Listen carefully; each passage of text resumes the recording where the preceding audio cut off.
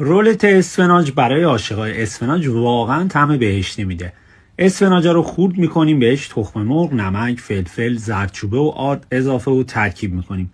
کف تاوه داغ روغن میریزیم و مواد رو کف تاوه پهن میکنیم.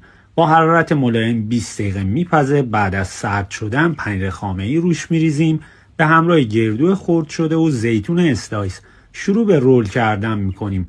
نیم ساعت داخل یخچال میذاریم تا خودشو بگیره. بعد میاریم بیرون و برش میزنیم و توی بشقاب میچینیم و با پنیر خامه‌ای و گوجه تزیینش میکنیم.